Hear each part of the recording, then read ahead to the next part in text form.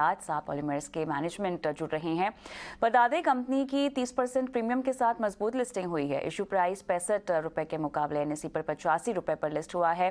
Company के management से हम बात करेंगे उनकी आगे की ग्रोथ आउटलुक पर और डोमेस्टिक मार्केट में ग्रोथ के लिए आखिर क्या योजनाएं हैं, इन सब मुद्दों पर बात होगी। लेकिन मैनेजमेंट से पहले हम जान लेते हैं कंपनी के कारोबार के बारे में। और यहाँ पर पॉलीप्रोपिलीन की मैन्युफैक्चरिंग कंपनी करती है। एफआईबीसी बैग, वोवन सैक्स और वोवन पॉलीमर बनाती है।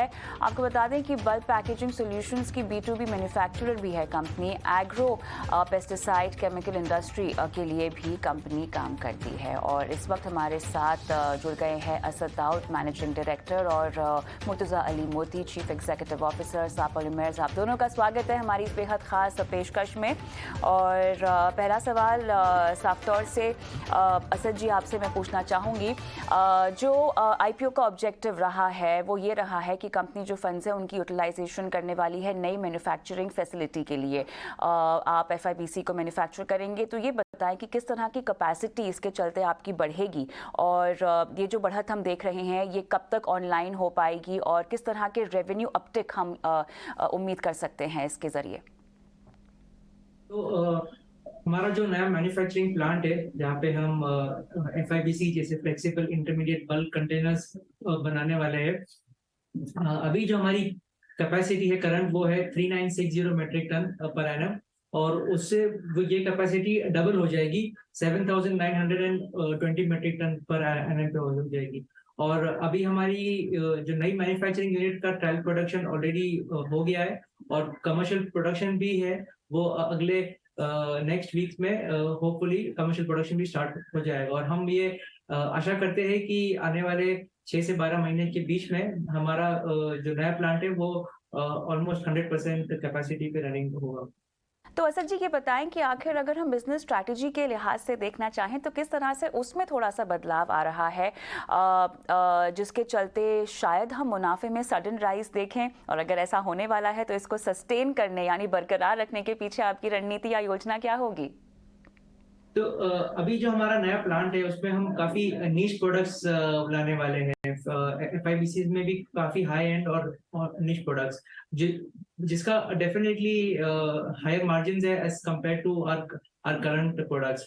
तो इन टर्म्स ऑफ प्रॉफिट तो वो ऑब्वियसली वो अभी हम एग्जैक्टली डिस्क्लोज नहीं कर सकते, but definitely company high end और वैल्यू एडेड प्रोडक्ट्स पे जा रही है जिसका डेफिनेटली कंपनी के बॉटम लाइन पे एक पॉजिटिव इम्पैक्ट होगा। ऑलराइट, मैं थोड़ा सा कंपनी के प्रोडक्ट पोर्टफोलियो के बारे में जानना चाहती हूँ मुर्तज़ा जी।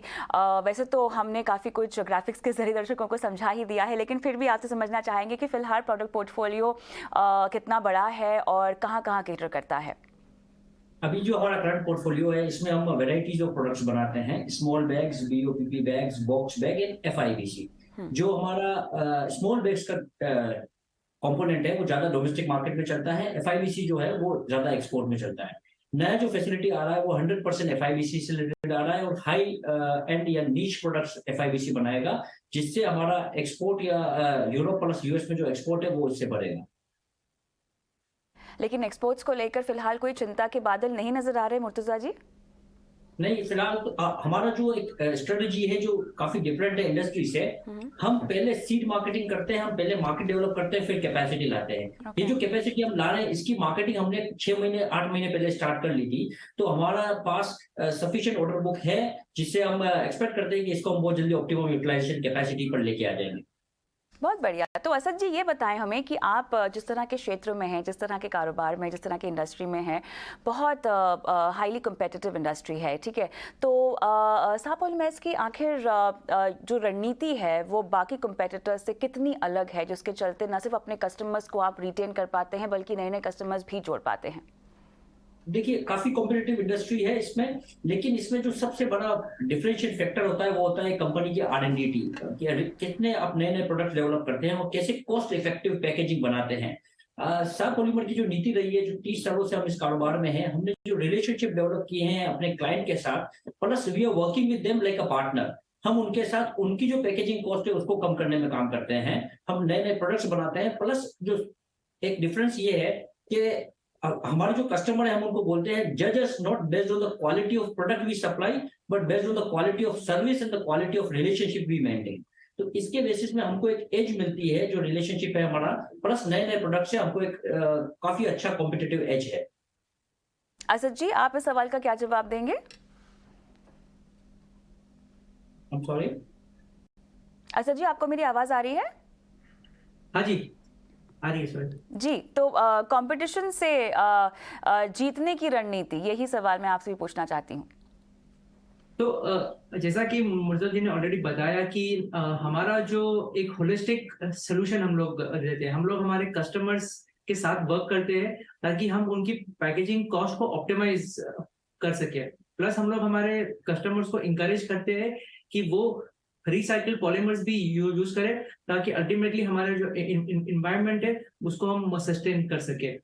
और कि हमारा जो मॉडल है वो काफी एसेट लाइट मॉडल है। हम लोग बिलीव करते हैं कि पहले मार्केट डेवलप करें, उसके बाद फिर हम कैपेसिटी बिल्ड करें।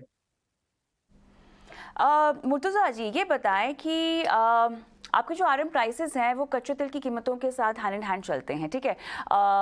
हमारा ये आकलन सही है या गलत है, आप ज़रा बताइएगा।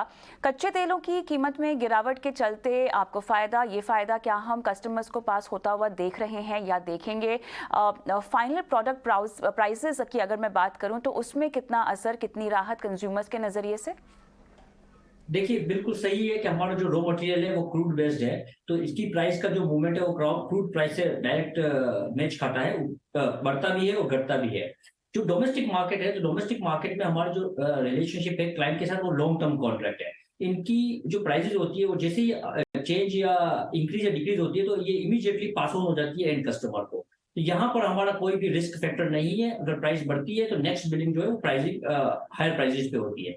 जो इंटरनेशनल मार्केट है उनकी जब ऑर्डर बुकिंग होती है तो जैसे ही हमारे पास ऑर्डर आता है हम बैक टू बैक उनके जो रॉ मटेरियल होता है उनका ऑर्डर दे देते हैं, तो वो प्राइसेस पे हम ऑटोमेटिकली हेज करते हैं और इसलिए हमारा कोई प्राइस फ्लक्चुएशन से रिलेटेड कोई भी एक्सपोजर हम रखते नहीं। असद जी, ये बताएं, डोमेस्टिक मार्केट में एक्सपेंशन प्लान्स को लेकर आपकी जो योजनाएं हैं उसमें रिस्ट्रिक्शंस के लिहाज से मैं समझना चाहूँ तो किस तरह के रिस्ट्रिक्शंस आते हुए दिखाई दे रहे हैं? प्रमोटर कंपनी है आपकी जो आपके साथ कम्पीट कर रही है सेम मार्केट में FIPC के लिए गुजरात और राजस्थान में। Non compete is there in place, लेकिन फिर भी कितने चांसेस हैं कि ये रहेगा बरकरार? देखिए, अभी जो हमारा फर्म है, जो सब्सिडरी है जो इसी प्रोडक्ट में डील करती है, वो नॉर्मल बैग्स बनाती है, इंडस्ट्रियल ग्रेड बैग जो इंडिया में चलते हैं।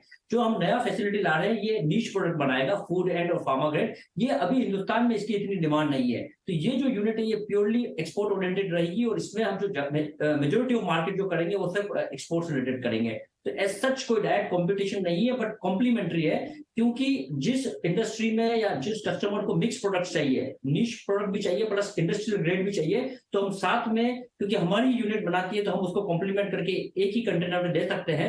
इससे हमारा मार्केट बढ़ेगा प्लस हमको एडिशनल स्ट्रेंथ मिलेगा, ना कि कंपटीशन मिलेगा। चलिए असद जी, आपसे भी मैं जवाब चाहती हूँ। दरअसल ये सवाल मुझे आपसे पूछना था, बताएं। हाँ जी, तो जैसा कि उन्होंने बताया कि हम लोग आपस में compete नहीं करते। हमारा जो मोटिव है वो है कोलैबोरेशन करने का। अगर आपने ये देखा होगा कि हमने जनवरी 2022 में 51% स्टेक लिया था फिपकॉर्प पॉलीवी प्राइवेट लिमिटेड।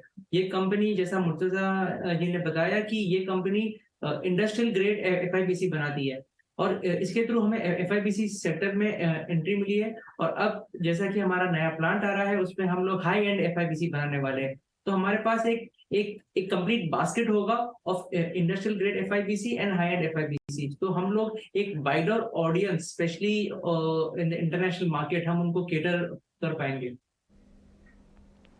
चलिए, तो फिर आगे बढ़ते हैं और इसी में ये बताएं कि फिर असद जी, आपके डोमेस्टिक मार्केट में ग्रोथ के प्लान्स क्या हैं? करंटली आप 5 स्टेट्स में हैं, लेकिन क्या इसके बाहर भी जाने की योजना है? तो अभी हमारा जो डोमेस्टिक में मेजर मार्केट है वो है in terms of small bags, जैसे कि है ना PP बैग्स, क्योंकि उसका कंजम्पशन अभी इंडिया में बहुत ज्यादा है। FIPC का कंजम्पशन भी इंडिया में है बट उतने स्केल पे नहीं है जो कि इंटरनेशनल मार्केट में है। और प्लस ऑल्सो कि FIBC जहाँ यूज होता है, जहाँ पे आपको चीजें को ऑटोमाइजेशन करना है, जहाँ पे आपको मैन पावर पे कम और मशीन पे ज्यादा आपको डिपेंडेंट रहना है, वहां पे जनरली FIBC ज्यादा यूज होता है।